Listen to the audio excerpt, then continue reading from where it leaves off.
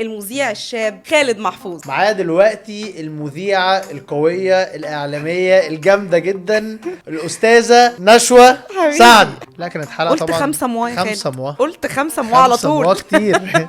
وجهة نظرك كده في بيراميدز، الفريق الجديد اللي طالع منافس في الدوري المصري كمان، بما ان انت كروي بقى. طبعا. لا والله اول حاجه انا اهلاوي جدا جدا جدا جدا جدا. اهلا وسهلا. اهلاويه صميم ابا عن جدا. طبعا. لا انا الماتش ده لما خلص حييت الزمالك وباركت للزمالك وباركت لشيكابالا عشان هو اللي جاب اخر بنالتي. بس يا عيني ما لحقوش يفرحوا. خلاص، علشان يوميها بالليل حصل ايه؟ زيزو حد بس لما ده في صالحنا طبعا. يعني احنا مبسوطين جدا وفرحانين جدا. زيزو بصراحه ناسفين على فكره، في ناس هنا زملكاويه قاعده زعلانه. وكانت بالنسبه لي بقى يعني تحدي جامد جدا ان انا اقف قدام واحد من احسن حراس المرمى في العالم وليجند اسطوره بجد. بحب ابقى مختلف، مش احسن واحد بس عايز اكون مختلف، اكون انا.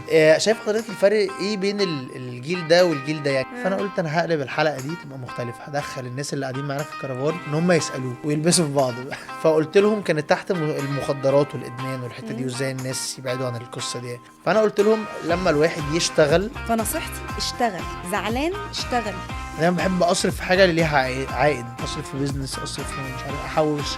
ممكن كمان لانك درست بيزنس. تعبت كمان وتعبت يعني من الحاجات اللي بجد يعني مش اخدت فلوس من فبقيت اهلي. بتخاف على فلوسك بالظبط. ولو ما كنتش اخدت الريسك ما كانش زماني عملت اي حاجه. ولولا ان انا اشتغلت from 9 to 5 وان انا عملت كل الكلام ده ولا كنت عمري وبدات من وانت في الجامعه. من وانا في الجامعه عمري ما كنت ولا هعرف اعمل حاجه لوحدي. انا عايز اركز في حاجتين بس في حياتي دلوقتي. عايز اركز في الكارير بتاعي كاعلامي شاب بيعمل حاجات مختلفه، وعايز اركز في في ان كو اللي عايز اكبرها وعايز اعمل ايفنتس اكتر وعايز اعمل، هي ريسك طبعا شويه بس عايز بقى اكبر اكتر.